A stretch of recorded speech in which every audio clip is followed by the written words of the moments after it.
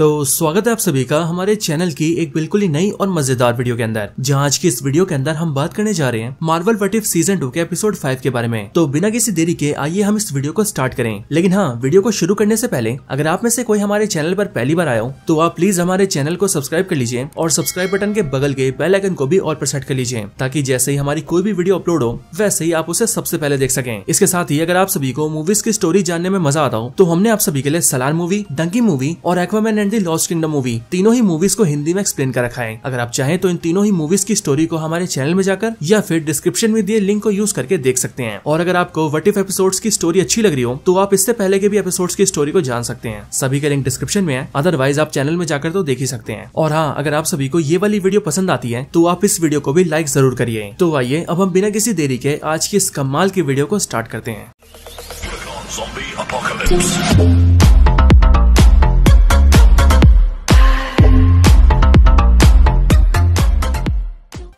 तो इस एपिसोड का नाम है what if Captain Carter fought the Hydra Stomper, यानी कि क्या होता अगर कैप्टन कार्टर हाइड्रा स्टॉम्पर से फाइट करती। तो आइए इस वीडियो के अंदर इसी सवाल का जवाब जानते हैं। तो इस एपिसोड के अंदर हमें उसी कैप्टन कार्टर की स्टोरी दिखाई गई है जिस कैप्टन कार्टर को हमने सीजन 1 के अंदर देखा था, जहां अपने यूनिवर्स के अंदर स्टीव रॉजर्स की जगह इसे सुपर सोल्जर सीरम मिला था और फिर ये वहां पर बनी थी कैप्टन कार्टर। जिसके बाद रेड स्कल को हराने के दौरान ये एक पोर्टल के जरिए अपने ही यूनिवर्स में 70 साल फ्यूचर में आ गई थी, जहाँ का टाइम था साल 2012। और फिर उसके बाद ही द वॉचर ने इसे अपनी टीम में हायर किया, जिसके बाद इसने फाइट की अल्ट्राविजन से। और फिर उसे हराने के बाद वॉचर ने इसे ठीक वहीं पर छोड़ दिया जिस पॉइंट ऑफ टाइम से वॉचर ने इसे उठाया था, और इसीलिए इसकी स्टोरी भी ठीक वहीं से स्टार्ट होती है। सो इस एपिसोड की स्टार्टिंग होती है साल 2012 के एवेंजर्स असेंबल से, और ये वही टाइम होता है जिस टाइम पर 6 एवेंजर्स मिलकर लोकी और चित्तौरी आर्मी का सामना कर रहे होते हैं। यहीं पर हम ये देखते हैं कि इस एवेंजर्स टीम के अंदर Captain Carter, Iron Man, Thor, Hawkeye और ब्लैक विडो बिल्कुल एमसीयू की तरह सेम होते हैं, लेकिन बस इस टीम के अंदर हल्क की जगह वास्प होती है। यहाँ पर हम ये देखते हैं कि कैप्टन कार्टर की लीडरशिप के अंदर सारे एवेंजर्स मिलकर काम करते हैं और वो लोकी को इस फाइट के अंदर हरा देते हैं। इसके ठीक बाद इस एपिसोड का इंट्रो आता है और फिर इंट्रो के एंड होते ही हम वॉचर को देखते हैं, जहाँ पर वॉचर हम सभी से कहता है कि मार्वल का मल्टीवर्स इतना ज्यादा बड़ा है कि उसके अंदर अनगिनत यूनिवर्सेस हैं, जिसका मतलब हमारे पास अनगिनत कहानियां सुनने के लिए। लेकिन तब भी मैं आपको कैप्टन कार्टर की स्टोरी इसीलिए बता रहा हूँ क्योंकि वो एक सुपर सोल्जर है, वर्ल्ड वॉर 2 के टाइम की हीरो है और एक ऐसी वुमेन है जिसने अपने आप को साबित किया है। लेकिन इन सबसे भी बढ़कर वो मेरी दोस्त है और इसने गार्डियंस ऑफ द मल्टीवर्स का हिस्सा बनकर पूरे यूनिवर्स को बचाया है। और इसीलिए जब गार्डियंस ऑफ द मल्टीवर्स और अल्ट्राविजन की फाइट के बाद मैंने सभी सुपर हीरोज को उनकी दुनिया में वापस भेज दिया, तब वहाँ पर पैगी कार्टर को ऐसा लगा कि उसकी स्टोरी अब खत्म हो चुकी है। लेकिन सही मायनों में ये तो उसकी कहानी की शुरुआत है। तो आइए अब उसके बारे में और जानते हैं। इसके बाद कैप्टन कार्टर के यूनिवर्स के अंदर उसकी कहानी आगे बढ़ती है, जहाँ पर हम ये देखते हैं कि वो एक कार को ड्राइव करके ब्लैक विडो के पास आती है और फिर वो उसे बताती है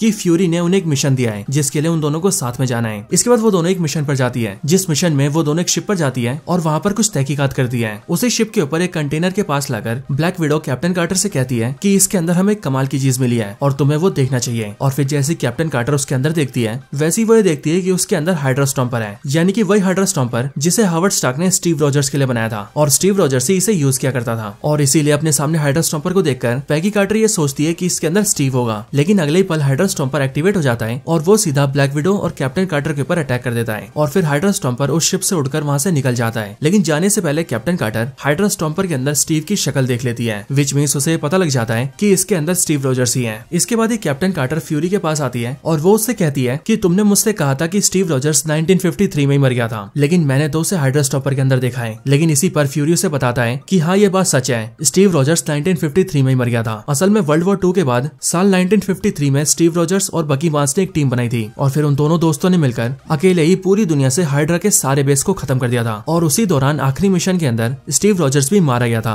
लेकिन फिर इसके बाद फ्यूरी आगे बताता है कि हमें साल 1960 से कुछ ऐसे भी रूमर्स मिल रहे थे कि हाइड्रा स्टॉम्पर अभी भी जिंदा है। हालांकि ये अब तक सिर्फ रूमर्स थे, लेकिन हाँ, अगर ये बातें सच थी तो फिर तो हाइड्रा स्टॉम्पर दुनिया का एक बहुत ही बड़ा टेररिस्ट है, क्योंकि इन बीते सालों के अंदर उसने अब तक बहुत सारे क्राइम्स किए हैं और दर्जनों शील्ड के एजेंट्स को भी मारा है। बट इसके बाद ही कैप्टन कार्टर फ्यूरी से कहती है कि स्टीव रॉजर्स ऐसा कभी नहीं कर सकता, वो उसे शुरू से जानती है और वो किसी की जान नहीं ले सकता। बट फिर ये सुनते ही ब्लैक विडो से कहती है कि असल में हाइड्रा स्टॉम्पर यानी कि स्टीव रॉजर्स रेड रूम के कंट्रोल में है, क्योंकि बहुत साल पहले रेड रूम वालों ने उसे कैप्चर करके उसे अपने कंट्रोल में कर लिया था, जिसके बाद से वो उनके लिए काम करता है। यानी कि स्टीव का दिमाग पूरी तरह से रेड रूम वालों के कंट्रोल में है। बट ये सुनते ही कैप्टन कार्टर ब्लैक विडो से पूछती है कि जब उसे स्टीव के बारे में पता था तो उसने अब तक उसे क्यों नहीं बताया। लेकिन ये सुनकर ब्लैक विडो से कहती है कि वो स्टीव के बारे में ये सब बता के उसका दिल नहीं दुखाना चाहती थी। इसके अगले सीन के अंदर हम शील्ड हेडक्वार्टर्स के अंदर बकी बांस को देखते हैं, जो कि अब काफी एजेड हो चुका है। और यहीं हम ये भी जानते हैं कि बकी बांस यूएसए का सेक्रेटरी ऑफ स्टेट बन चुका है और यहाँ शील्ड के हेडक्वार्टर्स के अंदर वो एक हाई लेवल की मीटिंग कर रहा है। लेकिन यहीं पर बकी बांस के पास कई सारे शील्ड के एजेंट्स आते हैं और वो उससे कहते हैं कि मिस्टर सेक्रेटरी, आपकी जान को खतरा है, क्योंकि हमें एक खबर मिली है कि हाइड्रा स्टॉम्पर आपके ऊपर हमला करने वाला है। बट यहाँ पर ये लोग ये बात कर ही रहे होते हैं कि तभी हम देखते हैं कि स्टीव रॉजर्स यानी कि हाइड्रा स्टॉम्पर वहाँ पर आकर बकी बांस के ऊपर अटैक कर देता है। लेकिन फिर जैसे ही कैप्टन कार्टर को एक खबर मिलती है, वैसे ही वो बकी को बचाने आ जाती है। इधर निक फ्यूरी जैसे ये सब देखता है, वैसे ही वो ब्लैक विडो को ये ऑर्डर्स देता है कि अब वो हाइड्रा स्टॉम्पर को खत्म कर दे, क्योंकि अब वो उसे बिल्कुल भी बर्दाश्त नहीं करेगा। और फिर ऐसा करने के लिए ब्लैक विडो एक एयरक्राफ्ट में बैठकर हाइड्रा स्टॉम्पर को मारने निकल जाती है। इधर कैप्टन कार्टर बकी बांस को लेकर काफी अंदर आ जाती है और वो उसकी सिक्योरिटी के लिए उसे काफी ऊपर वाले फ्लोर में ले जाती है। लेकिन वहीं पर हाइड्रा स्टॉम्पर फिर से अटैक कर देता है, बट कैप्टन कार्टर उसके ऊपर कूद जाती है और उसे रोकने के लिए काफी साइड में ले आती है। लेकिन हाइड्रा स्टॉम्पर उसे साइड करके फिर से फ्लाई करते हुए बिल्डिंग के ऊपर वाले फ्लोर पर जाता है। बट यहीं पर ही ब्लैक विडो अपने एयरक्राफ्ट से उस पर अटैक कर देती है और उस पर बुलेट्स की फायरिंग कर देती है। बट फिर इसके बाद हाइड्रा स्टॉम्पर फिर से बिल्डिंग के अंदर आ जाता है और वो बकी के सामने आकर उसे मारने के लिए अपने हाथ को सामने करता है। बट इसी टाइम पर पीछे की खिड़की के ऊपर ब्लैक विडो एयरक्राफ्ट लेकर आ जाती है और वो हाइड्रा स्टॉम्पर के ऊपर निशाना बना लेती है। लेकिन वो हाइड्रा स्टॉम्पर के ऊपर अटैक करती है कि उससे पहले ही बकी बांस उसके सामने आ जाता है। बट ये देखकर उसके गार्ड्स उससे कहते हैं कि वो नीचे झुक जाए। लेकिन बकी अपने सारे गार्ड से कहता है कि अगर मेरी जगह आज मेरा दोस्त स्टीव होता तो शायद वो भी मुझे इसी तरह से बचाता। इसके बाद वो हाइड्रा स्टॉम्पर के अंदर बैठे अपने दोस्त स्टीव से कहता है कि वो जानता है कि वो अंदर है और इसीलिए वो अपने पुराने दोस्त को बुला रहा है ताकि वो बाहर आकर अपने इस पुराने दोस्त को पहचाने। लेकिन यहाँ पर हाइड्रा स्टॉम्पर उसे नहीं पहचानता और वो उस पर फायरिंग करने वाला होता है कि तभी सही टाइम पर वहाँ पर कैप्टन कार्टर आ जाती है और वो उसे रोक देती है। देन फिर उन दोनों के बीच फाइट होने लगती है, जिस फाइट के अंदर वो दोनों हवा में पहुंच जाते हैं। बट उसी फाइट में कैप्टन कार्टर हाइड्रा स्टॉम्पर के ऊपर अटैक करके उसे ऑफ कर देती है, जिस वजह से वो दोनों नीचे गिरने लगते हैं। लेकिन फिर तभी ब्लैक विडो वहाँ पर आती है और वो अपने एयरक्राफ्ट के अंदर उन दोनों को बिठा लेती है और फिर वो सीधा उन दोनों को स्कॉटलैंड ले जाती है, एक ऐसी जगह पर जो कि बहुत खुफिया थी। यहाँ पर लाकर वो दोनों बेहोश हो रखे हाइड्रा स्टॉम्पर की चेकिंग करते हैं। बट यहीं पर ब्लैक विडो कैप्टन कार्टर से कहती है कि इसकी बॉडी को इस मशीन से निकालना इम्पॉसिबल है, क्योंकि ये दोनों एक दूसरे से जुड़ चुके हैं। बट फिर ये जानने के बाद कैप्टन कार्टर ब्लैक विडो से कहती है कि अगर ऐसी बात है तो अब हम रेड रूम पे जाएंगे, क्योंकि अगर उन्होंने स्टीव को ऐसा बनाया है तो शायद वहीं पर ही स्टीव को ठीक करने का भी कोई तरीका जरूर होगा। वैसे मैं आप सभी को बता दूं कि रेड रूम वही जगह है जिस खुफिया जगह पर ब्लैक विडो ट्रेनिंग चलती है, यानी कि वहाँ पर लड़कियों को पकड़कर उन्हें स्पाई की ट्रेनिंग देकर ब्लैक विडो बनाकर तैयार किया जाता है, जिसके बाद वो बहुत ज्यादा खतरनाक हो जाती है, बिल्कुल ठीक ब्लैक विडो की तरह। और इस व्हाट इफ यूनिवर्स के अंदर इसी रेड रूम ने स्टीव रॉजर्स को भी अपने कंट्रोल में कर रखा है। कैप्टन कार्टर की बातें सुनकर ब्लैक विडो से कहती है कि वो खुद भी नहीं जानती कि आखिर रेड रूम की लोकेशन कहाँ पर है। लेकिन तभी हम ये देखते हैं कि स्टीव रॉजर्स जाग चुका है और वो उन दोनों से कहता है कि वो जानता है कि रेड रूम कहाँ पर है। बट उसे देखते ही ब्लैक विडो उस पर गोली तान देती है, क्योंकि उसे ऐसा लगता है कि वो उन पर हमला करेगा। लेकिन स्टीव रॉजर्स उन्हें भरोसा दिलाता है कि वो बिल्कुल होश हवास में है। इसके बाद वो उन दोनों को रेड रूम की लोकेशन पर ले जाता है, जो कि सोकोविया के खुफिया जगह पर होती है। यहाँ पर आने के कुछ टाइम बाद ही हम ये देखते हैं कि बहुत सारे इंसानों जैसे दिखने वाले रोबोट्स इन तीनों के ऊपर अटैक कर देते हैं, जिस अटैक में ये इन तीनों के ऊपर छोटी छोटी बुलेट्स जैसी चीजें फायर करते हैं, जिनसे इन्हें इलेक्ट्रिक का शॉक लगता है। और क्योंकि ये सारे रोबोट्स बहुत ज्यादा होते हैं, इसीलिए ये सब मिलकर भी इन सारे रोबोट्स को नहीं मार पाते, जिस वजह से इन तीनों की हालत बहुत बुरी हो जाती है। लेकिन फिर इसके बाद ही जब कैप्टन कार्टर लड़ने की हालत में नहीं रहती, तभी वो ऊपर की तरफ देखती है और फिर ऊपर देखती उसे दिखता है कि वहाँ पर रेड रूम है। और अगर आप सभी ध्यान दें तो इस रेड रूम को बिल्कुल मूवी से रिसेंबल करके बनाया गया है। इसके बाद ही इन तीनों के पास ही मेलिना आती है और उसके साथ होती है कई सारी ब्लैक विडोज। और यहाँ पर आने के बाद ही हमें पता लगता है कि ये मेलिना ब्लैक विडो की मदर है और वो इन तीनों से कहती है कि ये सब कुछ उसका ही प्लान था, यानी कि हाइड्रा स्टॉम्पर का उनसे मिलना, उसका बकी पर अटैक करना, स्टीव का उनसे हार जाना, फिर उन दोनों का स्टीव को एक खुफिया जगह पर लाना और वहाँ पर स्टीव का उनसे ये कहना कि वो रेड रूम की लोकेशन जानता है और फिर उन दोनों को यहाँ पर लाना, ये सब उसका प्लान था। और ये सब उसने इसीलिए किया था ताकि वो ब्लैक विडो को हासिल कर सके। असल में ब्लैक विडो उसकी बहुत ही एक्सपर्ट स्पाई थी, जो कि उसके एक ही इशारे के ऊपर किसी को भी खत्म कर देती थी। और इसीलिए जब से ब्लैक विडो ने शील्ड और एवेंजर्स को ज्वाइन किया था,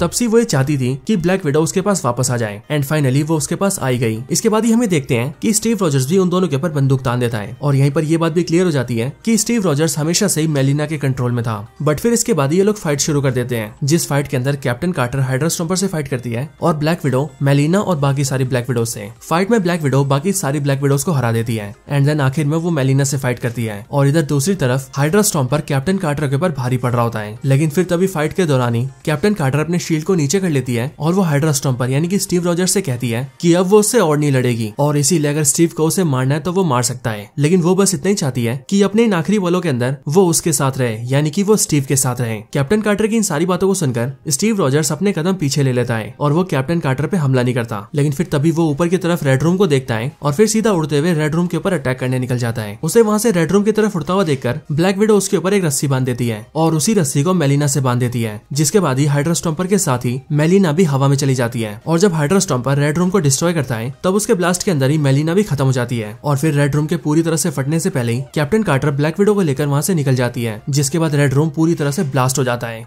इसके अगले सीन के अंदर हम ये देखते हैं कि कैप्टन कार्टर और ब्लैक विडो दोनों एक दूसरे से बातें कर रही होती है और फिर यहीं पर ही वॉचर अपीयर होता है और वो इसकी स्टोरी को एंड करने वाला होता है। लेकिन तभी अचानक से हम ये देखते हैं कि कैप्टन कार्टर जहाँ पर खड़ी होती है उसके नीचे का एरिया बिल्कुल लाल हो जाता है और ये देखकर वॉचर भी चौंक जाता है क्योंकि उसे भी समझ नहीं आता कि आखिर ये क्या हो रहा है। बट अगले पल वहाँ पर एक पोर्टल खुलता है और कैप्टन कार्टर उस पोर्टल के जरिए वहाँ से गायब हो जाती है और फिर ये देखकर वॉचर भी खुद से कहता है कि ये हुआ क्या, आखिर कैप्टन कार्टर गई कहाँ। इसके अगले पल हम ये देखते हैं कि कैप्टन कार्टर की जैसी आंखें खुलती है वैसी वो एक काले अंधेरे जंगल में होती है जहाँ पर उसके सामने निक फ्यूरी होता है जो कि कैप्टन कार्टर को देखकर कहता है अच्छा तो ये है वो जो कि हमारी रानी को बचाएगी। बट फिर फ्यूरी के ऐसा बोलते ही उसके बगल में स्कारलेट विच आती है और वो फ्यूरी से कहती है हाँ, और साथ ही साथ ये हमारी दुनिया को भी बचाएगी। और यहीं पर ही हमें ये पता लगता है कि स्कारलेट विच ही अपने मैजिक का यूज करके कैप्टन कार्टर को इस जगह पर लाई है। बट ये जगह कैप्टन कार्टर के लिए बहुत अजीब थी, इसीलिए वो वॉचर को आवाज लगाती है और वॉचर का नाम चिल्लाती है। बट फिर हमें ये पता लगता है कि असल में ये एक ऐसी जगह है जिसके बारे में वॉचर को भी नहीं पता है और उससे भी बड़ी बात वॉचर यहाँ पर देख भी नहीं सकता है। और फिर इसके साथ ही ये एपिसोड यहीं पर एंड हो जाता है। तो दोस्तों यही थी वीडियो व्हाट इफ सीजन 2 के एपिसोड 5 के ऊपर। आप सभी को वीडियो कैसी लगी मुझे कमेंट्स में जरूर बताएं और अगर आप सभी को वीडियो पसंद आई हो तो इसे लाइक जरूर करें। बाकी अगर इस सीजन के पिछले एपिसोड्स के बारे में जानना हो तो उन सभी के बारे में आप हमारे चैनल में जाकर देख सकते हैं, अदरवाइज उन सब के लिंक वीडियो के डिस्क्रिप्शन में भी है। तो बस आज की इस वीडियो को यहीं पर एंड करते हैं। वीडियो पसंद आई हो तो लाइक करें, चैनल को सब्सक्राइब नहीं किया तो अभी के अभी सब्सक्राइब करें, वीडियो को शेयर करना चाहते हैं तो ज्यादा से ज्यादा शेयर करें और आप सभी इसी तरह से हंसते और मुस्कुराते रहें। मैं मिलता हूँ आपसे ऐसे किसी और बेहतरीन वीडियो में, तब तक के लिए गुड बाय।